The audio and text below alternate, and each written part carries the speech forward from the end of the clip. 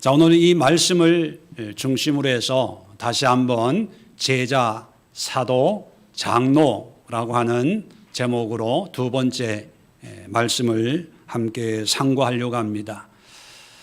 지난달에 우리 예수교회 설립 15주년을 맞이하면서 베드로 사도의 신앙의 여정을 중심으로 해서 믿음의 성장 모습을 처음에는 제자로서 예수님을 배우고 그 다음에 보냄받은 사명 있는 자의 삶으로 사도에 대해서 함께 살펴봤고, 이제 마지막으로 한 사람 한 사람을 섬기고 양육하는 직분적인 의미가 아니라 어떤 사역적인 신앙의 모습으로서의 장로직에 대해서 함께 살펴보았습니다. 그리고 매주 이제 좀 더 구체적으로 제자에 대해서, 사도에 대해서, 장로에 대해서 좀 더 자세하게 의미를 살펴보았죠. 오늘 그 마지막 시간으로 다시 한번 총정리하는 그런 의미에서 이런 직분이 의미하는 믿음의 성장과 성숙에 대해서 정리를 하려고 합니다. 지금까지 설교를 들으신 분들은 혹 이런 생각을 하는 분들이 없지 않아 있습니다. 제자가 되고 싶고 사도적으로 사역을 또는 봉사를 섬김을 하고 싶고 또 장로의 의미로 성도들을 양육하고 섬기고 싶은데 나는 아직 믿음이 안 돼서 또 여러 가지 부족한 면이 여전히 있어서 나는 아직 그런 자격이 없습니다. 그리고 그런 일을 하는 분들은 보면 특별한 은사가 있든지 또 그런 믿음의 은혜가 있는 사람들이 그런 일을 하지, 나는 평신도고 신앙생활 하는데 특별한 은혜도 없고 그저 교회만 왔다 갔다 하는 정도입니다 라고 하는 생각을 가진 분들도 아마 없지 않아 있을 수가 있습니다. 자, 그래서 오늘은 베드로와 같은 어떤 신앙의 지도자, 리더들이 가지고 있는 소위 말하는 좋은 믿음의 모습, 은사적으로 풍성한 그런 사람들을 보면서 느끼는 그런 신앙의 모습이 아니라 오늘은 제자, 사도, 장로와 같은 역할을 나도 할 수 있겠구나. 믿음이 없는, 준비가 안 됐다고 여겨지는 나 같은 사람도 충분히 이런 역할을 감당할 수 있겠구나라는 그런 도전을 좀 여러분들이 가질 수 있기를 바랍니다. 왜냐하면 결론적으로 말씀을 드리지만 제자, 사도, 장로는 어떤 특별한 믿음이 좋은 사람들의 전유물이 아니라 모든 믿는 자들이 모양과 형태는 다 다르겠지만 저마다 이러한 믿음, 사역, 이런 삶을 충분히 살아낼 수 있는 그런 요소들이 있다는 것을 오늘 성경을 통해서 함께 살펴보려고 합니다. 오늘 본문 55절부터 56절까지의 내용은 여러분 잘 아시는 바대로 예수님이 십자가에 달려서 돌아가시는 그 상황입니다. 지금까지 제자들이 3년 반 동안 예수님을 따르면서 많은 그런 교육과 가르침과 훈련을 받았지만 다 부인하고 떠나갔어요. 그런데 그 자리에 끝까지 예수님과 함께 했던 무리들을 소개하는데 그 무리가 55절에 보니까 많은 여자가 거기 있어 멀리서 바라보고 있으니 많은 여자들이 있는데 이 여성들의 무리의 대표적인 세 사람을 56절에 소개하고 있습니다. 그 중에는 막달라 마리아, 또 야고보와 요셉의 어머니 마리아, 또 세베대의 아들들의 어머니, 이 세 사람을 특별히 소개하고 있습니다. 복음서에 이 마태복음은 예수님이 승천한 다음에 수십 년 뒤에 기록이 되어 있거든요. 자, 그렇다면 적어도 많은 여자들의 무리 가운데 이 세 분을 소개한다는 것은 적어도 이 세 분이 이 글을 읽는 사람들에게는 알려져 있는 그런 사람이기 때문에 이 세 사람을 이름을 본명을 언급을 하면서 이 마리아도 거기 있었어라고 확인을 시켜주는 그런 의미를 가지고 있습니다. 그렇다면 많은 여자들 그리고 그 가운데 특별히 세 사람의 어떤 모습을 우리에게 소개하면서 우리에게 뭘 알게 하고 깨닫게 하고 그리고 이 세 사람의 신앙의 모습이 어떠하길래 초대교회에 많은 성도들이 이름을 기억하고 마태도 그 이름을 기록해 놓고 있을까? 물론 우리가 성경에 나와 있는 단편적인 정보를 가지고 이 사람들이 누구인가는 객관적으로 좀 알 수가 있는 그런 정보들이 있습니다.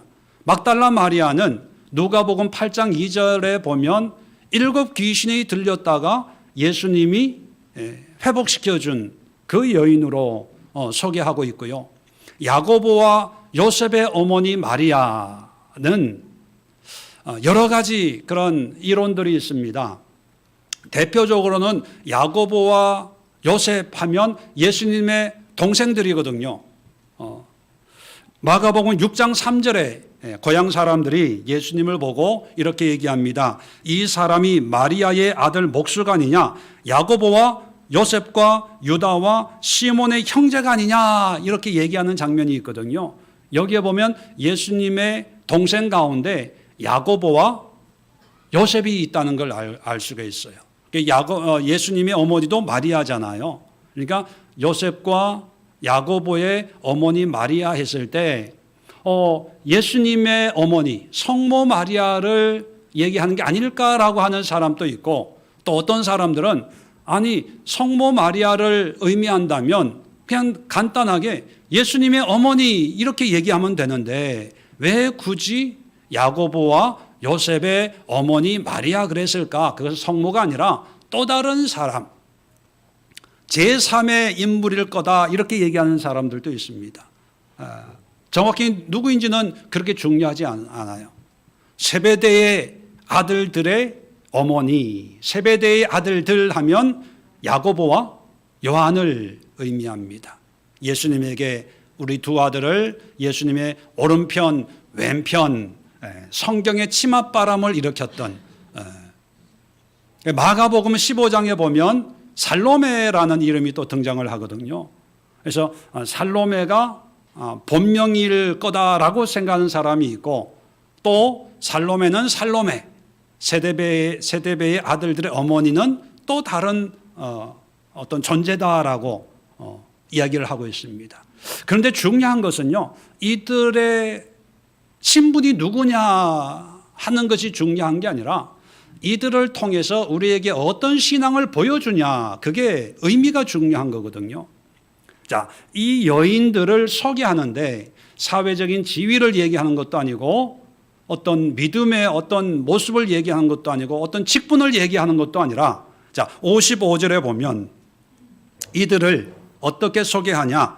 예수를 섬기며 갈릴리에서부터 따라온 많은 여자. 예수님을 섬기고 갈릴리에서부터 따라온 사람들의 이게 참 의미가 있습니다. 섬기며 따라온 사람들. 일반적으로 예수님의 제자의 삶을 의미하거든요. 예수님을 스승으로 섬기고 또 스승을 따라다니면서 요즘은 학교에 가지만 고대 유대 사회는 스승을 따라다니면서 같이 먹고 자고 마시면서 그 삶을 함께하면서 어떤 스승의 가르침을 받았거든요.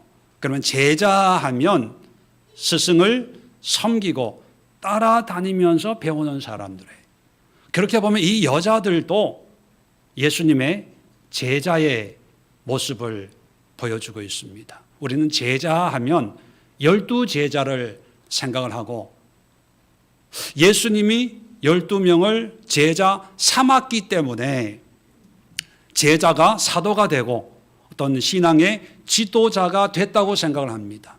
근데 성경을 보면 많은 제자들이 있어요. 70명의 제자들도 있고요. 그죠? 또 이 한 무리의 여성들도 제자의 삶을 살고 있다는 것을 볼 수가 있습니다. 오히려 12제자, 우리가 생각하는 그런 제자들은 지금 이 상황에 없어요.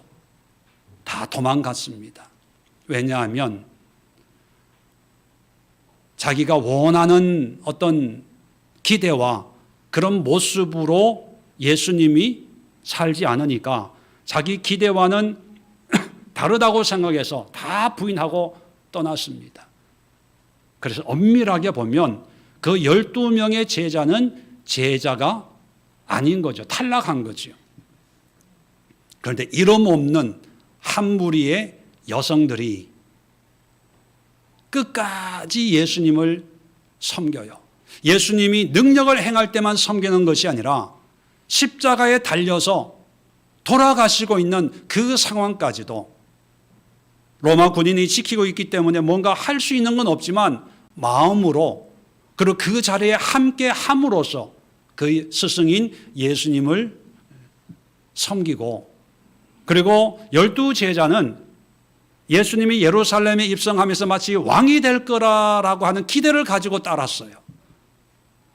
그런데 대제사장 일행에게 사로잡히는 걸 보고 도망간 반면에 이 여인들은 사로잡히고 재판받고 조롱당하고 고난당하고 결국은 십자가에 달려서 돌아가시는 그 상황까지 끝까지 예수님을 따랐어요. 여러분, 제자란 열심히 배우는 사람이 아닙니다. 제자 훈련했다고 제자가 되는 게 아니에요. 한국 교회에서 제자 훈련으로 유명한 교회가 사랑의 교회입니다. 그 사랑의 교회 제자 훈련을 처음 시작하신 분이 옥하는 목사님이거든요. 그 옥하는 목사님이 은퇴하고 이제 암이 걸려서 요양을 하고 있으면서 자신의 사역을 되돌아보면서 이런 얘기를 했다고 해요.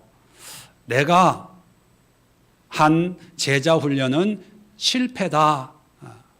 실패했다고 결론을 내렸습니다.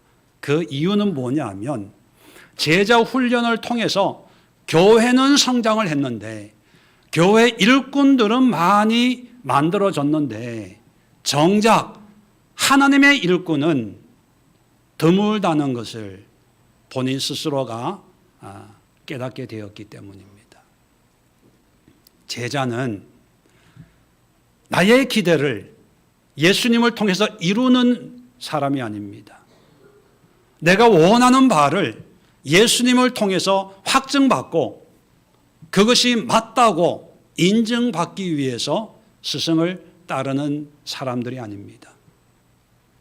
그리고 스승의 좋은 모습을 본받기 위해서 따르는 사람도 아니고요. 제자는 스승의 가르침을 내 생각과 다르더라도 내 생각을 내려놓고 스승의 가르침을 받아들이면서 스승의 어떤 모양과 모습, 현실적인 상황과는 전혀 관계없이 끝까지 예수님을 따르는 사람이 제자예요.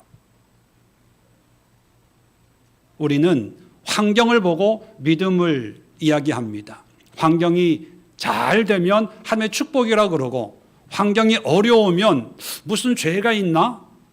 하나님이 나를 왜 이렇게 고난을 주시지? 뭔가 잘못됐다라고 생각을 합니다. 근데 제자는요, 잘 되면 잘된 것을 통해서 하나님의 뜻을 깨닫고 그리고 배우고 안 좋으면 안 좋은 상황에서 하나님이 주시는 그런 메시지를 통해서 또 교훈받는 거예요.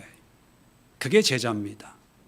그렇게 보면 12명의 제자보다 이름 없는 한 무리의 여인들의 모습이 더 아름다운 제자의 모습을 우리에게 보여줍니다.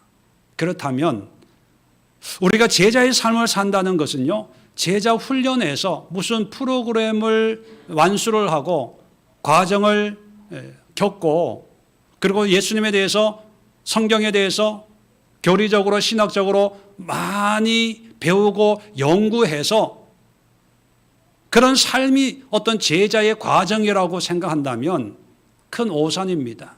물론 그런 과정이 도움은 되겠죠. 결정적인 제자의 삶의 모습은 그런 과정 또 어떤 신앙의 모습을 통해서 예수님을 섬기고 예수님을 따르는 결과로 나타나야 돼요. 그런데 제자 훈련은 열심히 받았는데 핑계가 많아요. 말씀대로 순종하고 믿음으로 순종하고 예수님을 따르는데 바빠서요. 마음은 있는데 그때만 되면 뭐 무슨 일이 있어서요. 뭐 피곤해서요.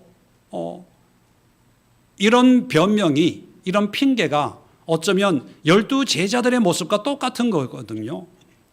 반대로 여기에 모여있는 세 여인들과 함께 모여있는 많은 여성들은 왜 핑계가 없겠습니까? 왜 이유가 없겠습니까?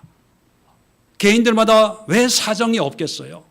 그러나 끝까지 예수님과 함께 할 때 성경은 그 모습을 예수님을 섬기는 모습이다. 그리고 그 모습을 예수님을 따르는 모습이라고 우리에게 들려주고 있다는 겁니다. 그래서 여러분, 예수님을 섬기고 따른다는 것을 어렵게 생각하지 마세요. 목사가 되고 신학교를 가고 선교사가 되고 특별하게 헌신된 그런 어떤 일을 해야 된다. 그것이 예수님을 섬기고 따르는 거라고 생각하지 마세요. 우리도 충분히 우리의 삶에서 예수님을 섬기고 따를 수가 있습니다. 그것이 곧 제자의 삶이기 때문에 우리 모두 뭐 신앙의 환경과 형편이 어떤 모습이든지 간에 우리 모두는 충분히 예수님의 신실한 제자의 삶을 살아낼 수 있다는 것을 이 여인들의 모습을 보면서 한번 도전받을 수 있기를 주님의 이름으로 다시 한번 부탁을 드립니다. 두 번째, 이 여인들의 모습을 보면 이제 부활하신 예수님이 이 여인 가운데 28장 1절에 보면 막달라 마리아와 다른 마리아를 이제 무덤에서 만나지요.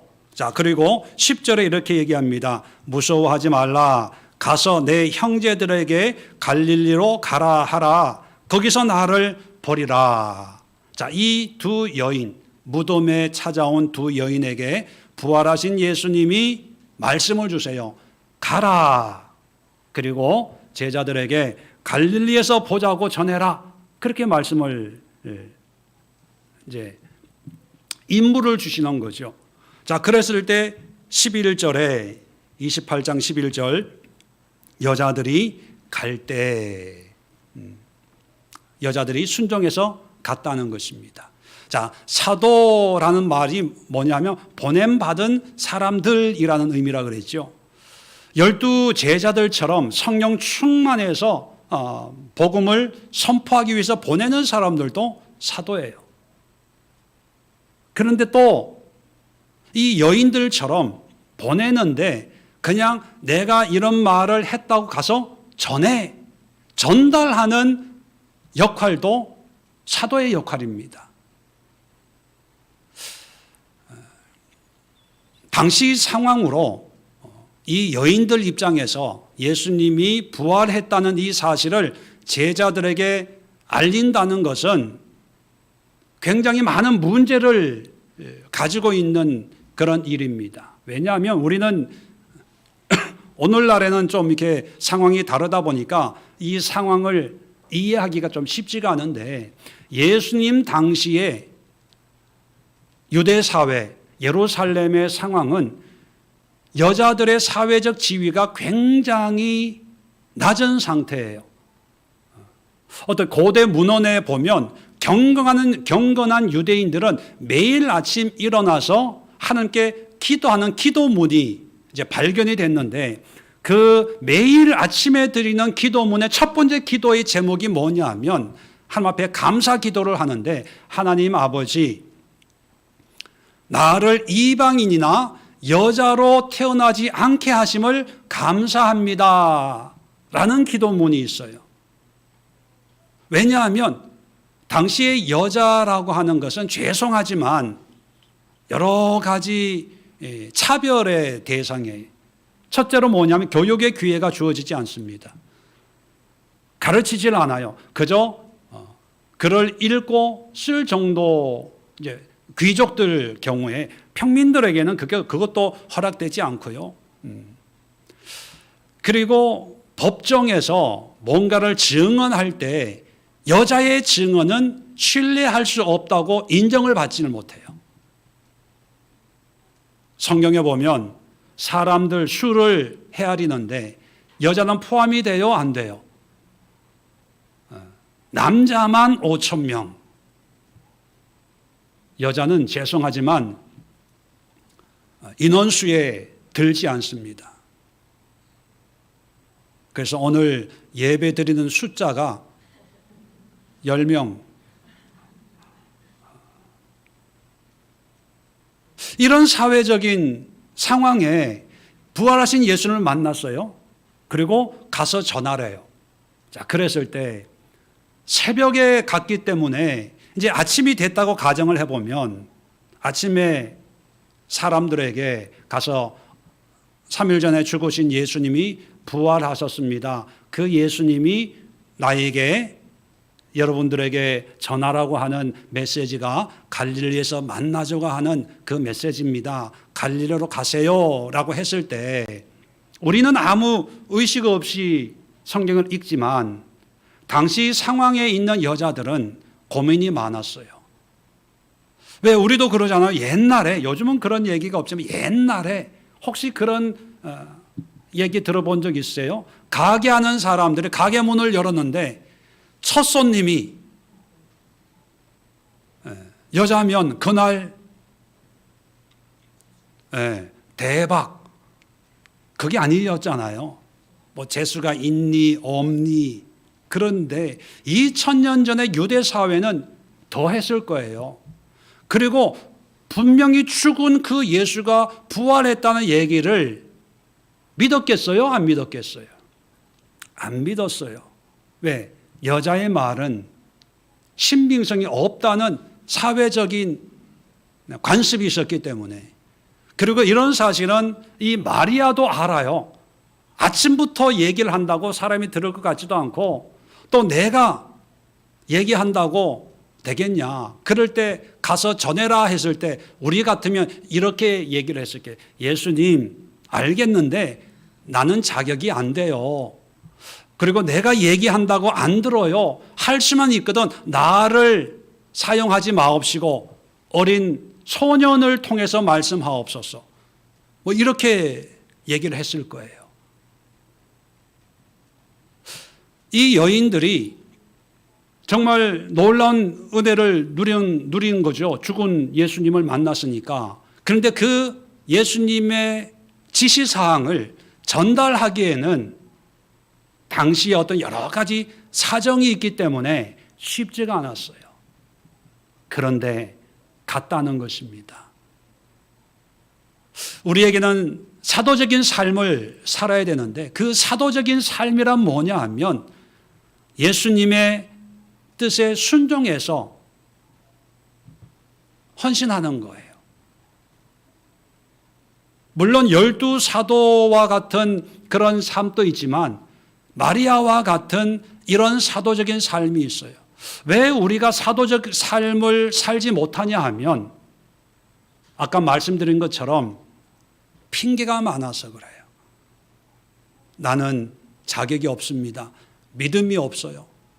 하나님에 대해서 많이 알지를 못하기 때문에 나는 하나님의 뜻에 순종할 준비가 안 되어 있습니다. 자격이 안 되어 있습니다. 또는 현실적인 문제로 지금은 상황이 아닌 것 같아요.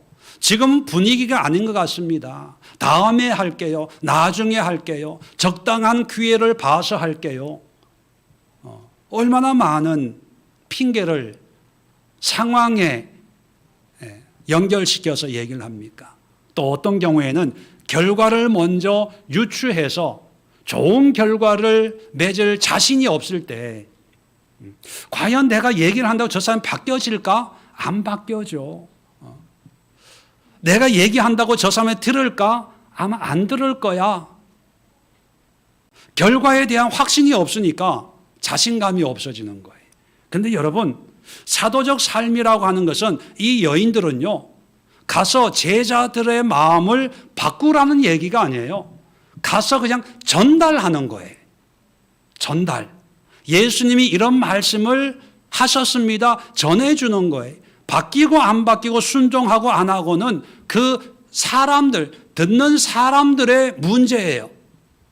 사도적 삶이라고 하는 것은 결과는 하나님께 맡기고 그 사람에게 맡기고 중요한 것은 내가 순종하는 거예요. 어떻게 보면 너무 간단한 겁니다. 너무 쉬워요. 좀 마음만 먹고 예수님이 하라고 한 것 하겠습니다. 요거예요. 이게 사도적 삶이에요. 그 외에 어떤 결과에 대해서는 내가 책임질 필요가 없어요. 물론 베드로가 한번 설교했을 때 3,000명, 5,000명 회개하는 역사가 일어났어요. 자, 그랬을 때 그게 베드로의 능력입니까? 그게 베드로의 능력이라면 스데반은 큰 문제에 직면합니다. 왜냐하면 베드로는 설교했을 때 3,000명, 5,000명이 회개하고 변화됐는데 스데반은 설교했더니만 돌멩이 3,000개, 5,000개가 날아왔거든요. 그러면 스데반의 신앙은 뭐가 되는 거예요? 잘못된 겁니까? 그러면 순교라는 표현을 써서는 안 되잖아요. 그런데 성경은 스데반의 신앙을 베드로의 어떤 설교보다 더 부족하게 표현하지 않아요. 왜냐하면 사도적 삶이란 하나님의 말씀을 전하는 거지, 전달하는 거지, 그 결과로 판단받는 게 아니라는 거예요. 그렇다면 우리도 충분히 사도적 삶을 살아낼 수가 있다는 사실입니다.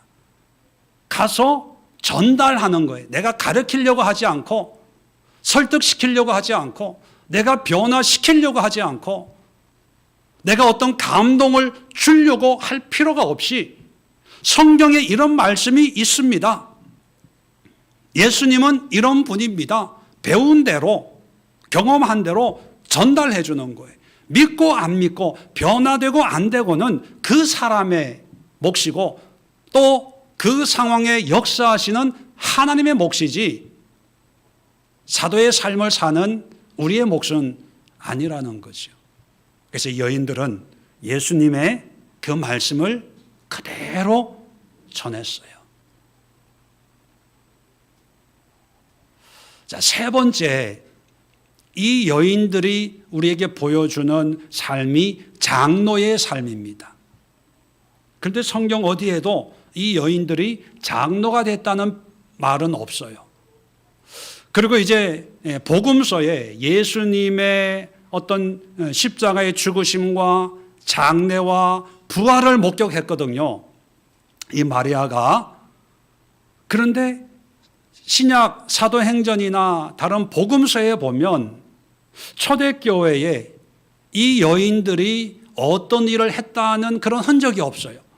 한 군데 흔적이 있는데 사도행전 1장 14절 예수님이 승천하시고 약속한 성령을 받기까지 예루살렘에 머물러라 하는 말씀을 듣고 120명이 함께 모여 있을 때 1장 14절에 사도행전 이렇게 기록하고 있습니다. 여자들과 예수의 어머니 마리아와 예수의 아우들과 더불어 마음을 같이하여 오로지 기도에 힘쓰더라. 물론 이 여자들이 이 십자가 앞에 있는 이 여자인지는 몰라요. 그리고 예수님의 어머니 마리아와 그 형제들이 그 마리아가 십자가 앞에 있었던 그 무리에 속해 있는지는 몰라요.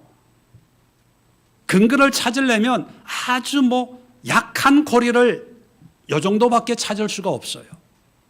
사도행전에도 이들의 흔적이 없고, 바울 서신을 읽어보시면 알겠지만 많은 여자들이 등장을 합니다. 왜냐하면 로마 사회에서는 여자들의 활동이 활발했거든요.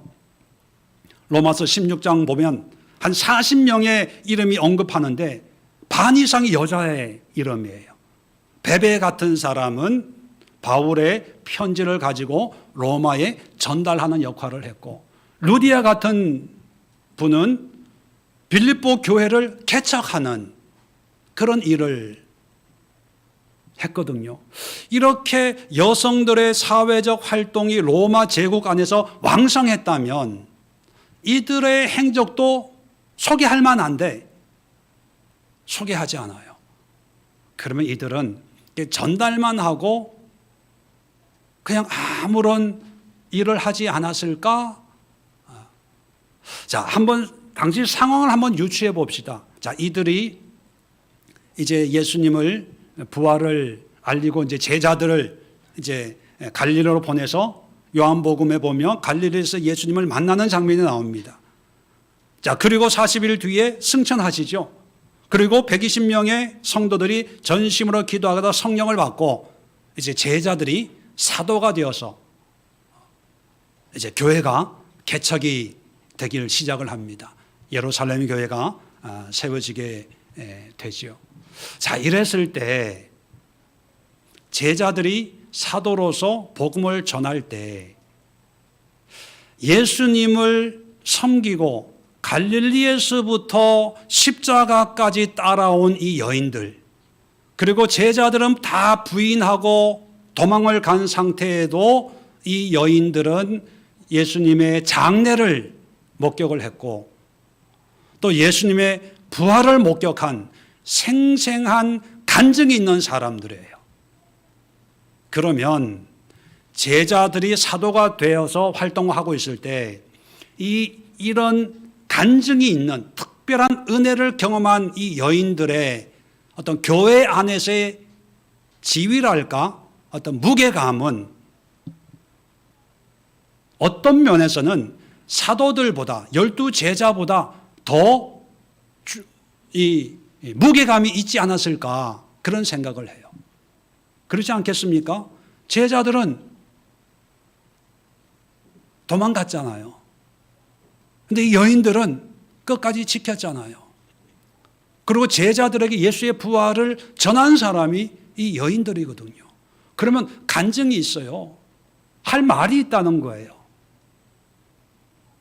그리고 초대교회 성도들도 물론 사도들을 존경하고 또 리더십을 인정을 했겠지만 또 한편으로 이 여인들의 어떤 그런 영향력을 인정해주고 존경해 주지 않았을까, 그죠?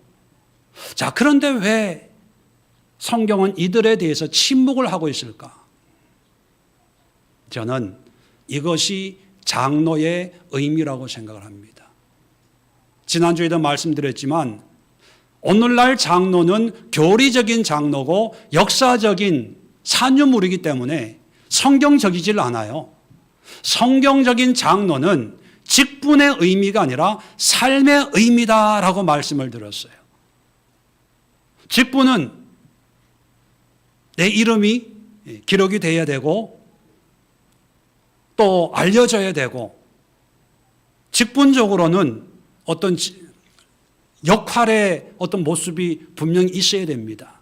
근데 삶의 의미라고 하는 것은 이름이 있든 없든, 직분이 있든 없든, 이름 없이, 빚도 없이 묵묵히 하나님의 일을 감당하는 것.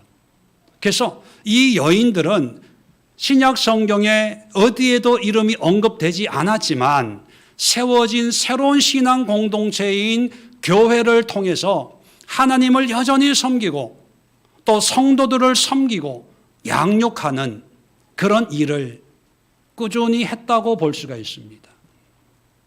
그렇게 보면 베드로는 장로로서 이름이 이제 드러나는 그런 역할을 감당했죠.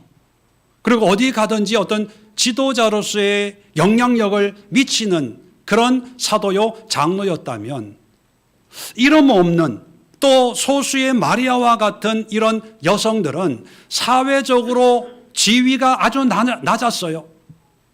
인정받지 못하는 그런 부분들도 훨씬 많았습니다. 그런데 남들이 인정을 하든 안 하든, 세상이 어떤 영향력을 인정하든 안 하든 묵묵히 예수님을 섬기고 예수님을 따랐던 한결같은 마음, 신실한 마음으로 새롭게 시작된 신앙 공동체인 교회에서 하나님을 섬기고 예수님을 따르고, 그리고 신앙생활하는 한 사람 한 사람은 성도들을 자기가 경험한, 자기가 듣고 배우고 체험한 그런 은혜들로서 그들을 양육했다는 거예요. 우리가 아는 사도 12명의 사도들도 예수님에 대해서 가르쳤을 거예요. 그런데 이 여인들도 예수님을 따라다녔거든요. 예수님이 행하신 천국 복음과 예수님이 보여주신 기적과 이적을 제자들과 같이 보고 들었어요. 오히려 예수님의 마지막 삶까지 직접 생생하게 목격했기 때문에 어쩌면 성경에 기록은 안 돼 있지만 교회에 예수를 믿겠다고 찾아온 사람들에게 사도들보다, 사도는 이것저것 다니면서 복음을 전해야 되기 때문에 바빴겠죠.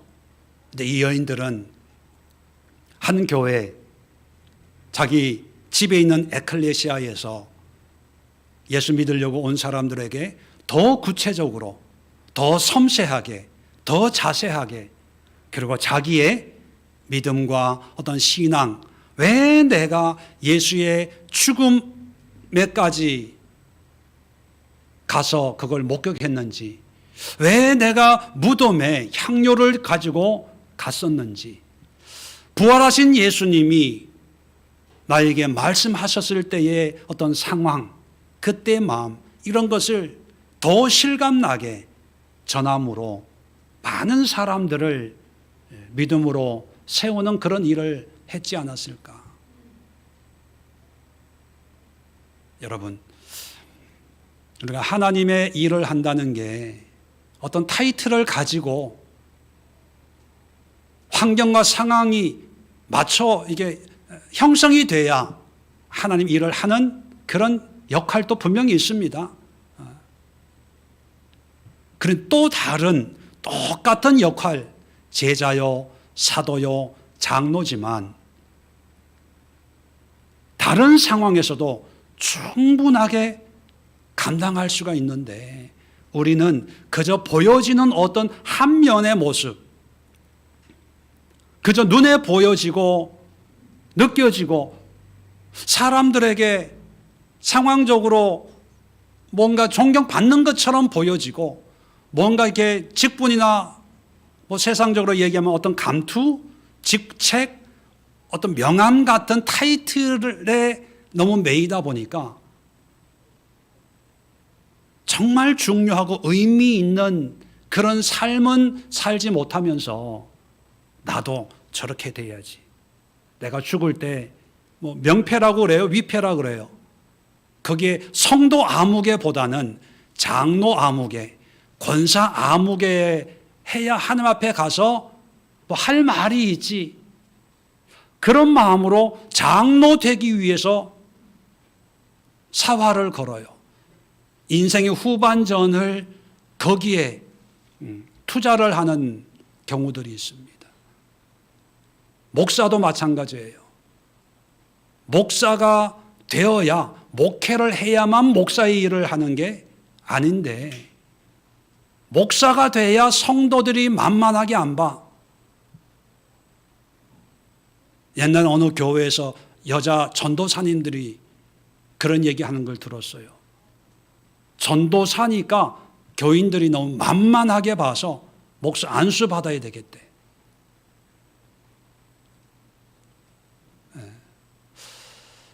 오늘까지 5번째 시간으로 우리 예수교회가 추구해야 될 어떤 신앙의 모습을 베드로를 통해서 제자, 사도, 장로의 의미로 살펴봤습니다.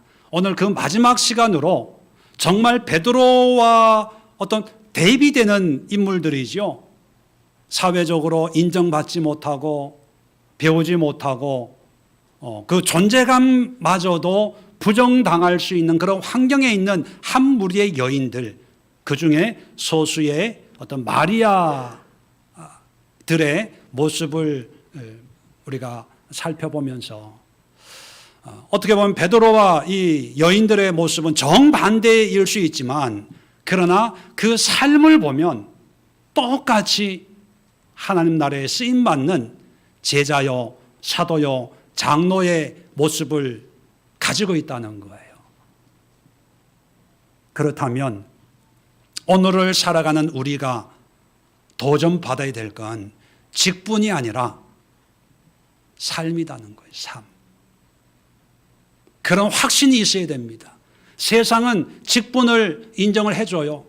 장로가 되면 아유 장로님이세요 라고 하면서 믿음이 있는 것처럼 인정을 해줘요. 그런데 여러분 착각하지 마세요. 장로와 믿음은 절대적인 관계가 없어요. 교리적으로 장로가 된 거예요. 제가 미국에서도 목회를 하고 신학 공부를 했지만 교회 안에 타이틀 중에 명예라는 타이틀이 붙는 게 한국 교회밖에 없어요. 명예 목사, 명예 장로, 명예 권사, 명예라는 타이틀이 유일하게 한국 교회만 있어요. 왠지 아세요? 타이틀을 중요하게 여기는, 타이틀이 체면이라고 생각을 해요. 그러니까 원래 임기로 이제 끝이 나야 되는데 이제 한국은 종신직입니다. 장로. 죽을 때까지 장로예요. 죽을 때까지 권사예요. 교리적으로 종신직으로 이렇게 딱 못을 박았어요. 그렇게 임기가 이제 시무 장로님이 끝나면 이제 명예 장로가 돼야 체면이 살고 그게 안 되면 무시당한다고 생각을 하는 거죠. 이게 나쁘다, 좋다를 얘기하는 게 아니라 이건 행정적이고 교리적이고 교단에서 법으로 만들어 놓은 거예요. 그런데 성경이 말하는 것은 그게 아니라는 거죠. 지난주도 말씀드렸지만 장로의 자격을 신앙 인격으로 이야기를 합니다. 그런데 오늘날 일반 교회에서 장로의 자격을 인격으로 얘기합니까? 주일 성수 11조를 하나 안 하나, 봉사 하나 안 하나 그걸로 봅니까? 여러분, 교단 규칙으로 판단을 해서 집에서 날마다 치고받고 싸우고 해도요, 주일 성수하고 11조하고 하면 장로나 권사 직분 받는데 전혀 지장이 없습니다. 사업을 하는 분이 사기치고 띄어먹고 도망 다녀도 교회 건축 헌금 1억씩 하면 장로 되는 거 전혀 지장이 없어요. 그런데 성경적인 면에서는 장로가 아니라 지옥에 갈 수도 있는 버림받고 심판당할 그런 모습도 없지 않아 있어요. 중요한 게 뭔가를 우리가 알아야 됩니다. 타이틀, 하나님의 일을 할 때 필요한 사람이 있어요. 저 같은 목사가 목사 필요 없어, 나 집사 할래, 집사로 설교한다면 아마 문제가 커질 거예요. 그죠? 우리 교회는 집사가 설교해 2단 아니야? 3단 아니야? 그럴 거죠. 굳이 그렇게 혼란스럽게 할 필요 없기 때문에 저는 목사라는 타이틀을 가지고 사역을 하는 거죠. 그런데 저는 목사이기 때문에 하나님이 나를 특별히 볼 거라고 추호도 생각하지 않습니다. 하나님은 여전히 저의 삶을 보세요. 가정에서 주변 사람들과 내 마음과 생각을 보는 거지요. 목회를 40년, 50년 했기 때문에 상급이 많다. 저는 절대로 그렇게 생각하지 않습니다. 사역을 하면서 어떤 마음으로, 어떤 믿음으로 했냐.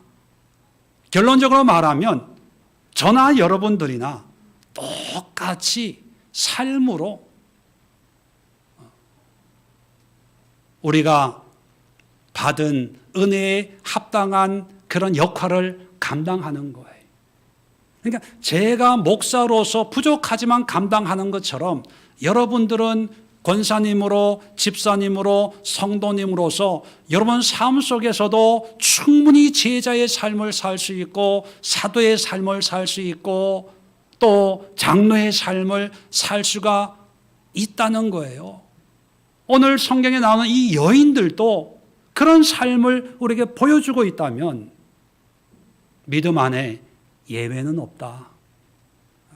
우리 옆에 있는 분들과 한번 이렇게 인사하면서 오늘 설교를 마쳤으면 좋겠습니다. 집사님도 제자가 되고 사도가 되고 장로 될 수 있습니다. 시작.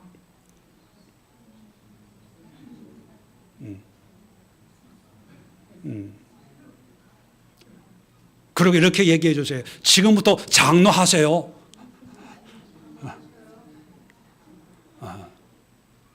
장로 해야 돼요. 어떤 직분 그런 장로가 아니라 저도 장로의 마음으로 언젠가 말씀드렸죠. 저는 목사의 타이틀 던져버리고 장로하고 싶다고 한 사람 한 사람을 말씀으로 양육하는 그게 얼마나 가치 있고 의미 있는 직분인데 그거를 의미를 모르니까 목에 진주를 걸어준다는 그런 비유처럼 참 안타까운 마음이 있습니다. 오늘부터 여러분 우리 예수계를 섬기면서 우리 모두 장로의 마음을 가지고 또 사도적인 삶을 살면서 부단히 예수님을 섬기고 또 예수님의 말씀을 따르는 어떤 제자의 삶을 살아서 우리 천국에서 만날 때 우리 이 땅에서 살던 이 추억을 얘기하면서 영원한 천국을 살아갑시다. 두 분이 그런데 그러면 너무 지겹지 않을까요? 지겨워도 지겹지 않는 그런 뭔가 있겠죠. 할렐루야. 기도합니다. 좋으신 하나님 아버지 감사합니다. 우리의 신앙의 성장과 성숙이 교회 안에 연륜이 쌓아지는 것이 아니라 하나님과의 관계에서 제자와 사도와 또 성도들을 섬기는 장로의 모습으로 주님 앞에 쓰임받고 또 이렇게 우리의 믿음이 성장해 나갈 수 있도록 은혜 허락하여 주시옵소서.